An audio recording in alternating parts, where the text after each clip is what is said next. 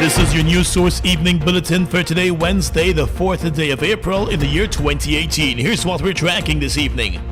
As investigators prepare to file charges against a GDF captain for the murder of his reputed wife, a post-mortem examination on the woman's body today revealed that she was shot 14 times at close range.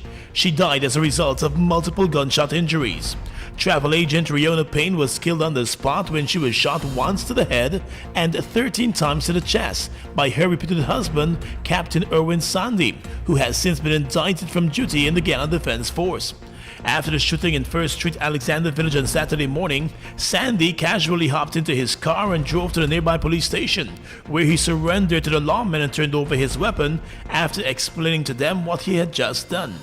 When police rushed to the scene, the woman's lifeless body was still at the side of the roadway, as shocked residents looked on. Eyewitnesses said the couple came out of the car arguing and fighting. Then suddenly the man reached for his weapon and opened fire on the woman. After she fell to the ground, he reportedly stood over her body and continued shooting. Her body was left bloodied and riddled with bullets. The two had been living together for a number of years after walking out on their previous marriages to other people. While she was divorced from her husband, Sandy had never divorced his wife. Although they did not have any children together, they both had children from their marriages. A close friend of the dead woman has since revealed that since last year, she started to complain about being physically abused by the reputed husband and receiving death threats from him. At one time, she claimed that he had threatened to take her life and to end his career for her. That threat materialized into reality on Saturday morning. Well, even as the government has ordered an inquest into the shooting deaths of 3 suspected bandits by the police along the seawalls, Public Security Minister Ramjattan has said that he believes the police's version of the unfolding incident and subsequent deaths. The security minister said he intends to support his policemen until such a time that they are proven to have done something wrong. The same way that he said that criminals are seen as innocent until proven guilty. When there is an investigation as to a murder, what do you expect me to do? The police, you question the police investigation? You do not. The majority of the cases, any good responsible government will attach some credibility and reliability on police investigators. And that's how it is. That's the routine thing. Unless there's something so badly done or so egregious that you're going to question the police immediately. Ramjattan said the inquest will be good for uncovering the truth and will give eyewitnesses an opportunity to come forward and tell their side of the story. Just after the shooting, the police in a statement said that the men were killed during an exchange of gunfire after they trailed a customer who had just exited a city bank with a large sum of cash and attempted to carry out a robbery on the seawalls. But family members have challenged the police's report, with claims that the men were executed by the police. An eyewitness who has since provided a statement to the police told reporters that he was working on a rooftop when he saw one of the 3 men being shot by the police after he had already come out of his car and was beaten by the same policeman.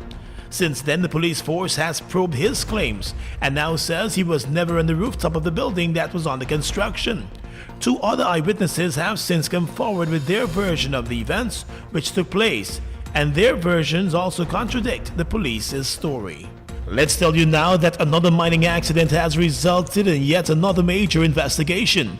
In a statement last evening, the Guyana Police Force said that ranks in its F Division are currently investigating an incident which occurred on Sunday at Chinese Creek Back Dam at the River. That incident resulted in the death of 25-year-old miner Kevin Adams of Linden. Investigations have so far revealed that about 2 o'clock on Sunday afternoon, the young miner and another employee were working in a pit when the wall caved in.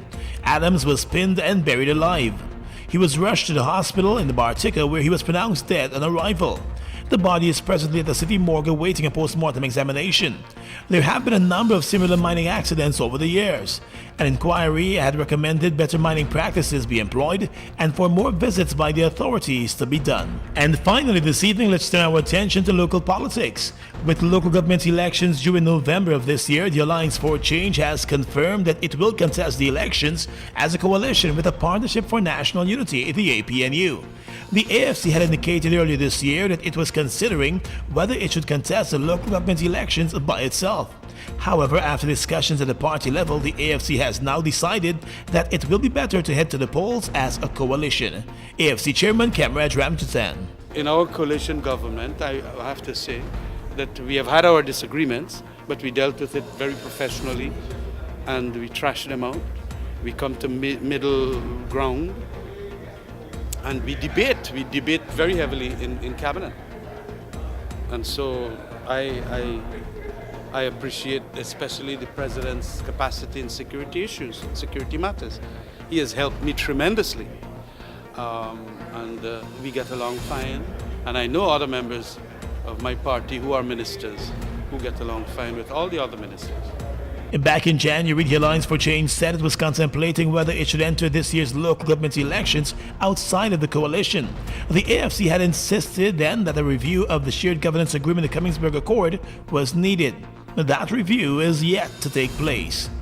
And that's your News Source Evening Bulletin for tonight. I'm Gordon Mosley reporting.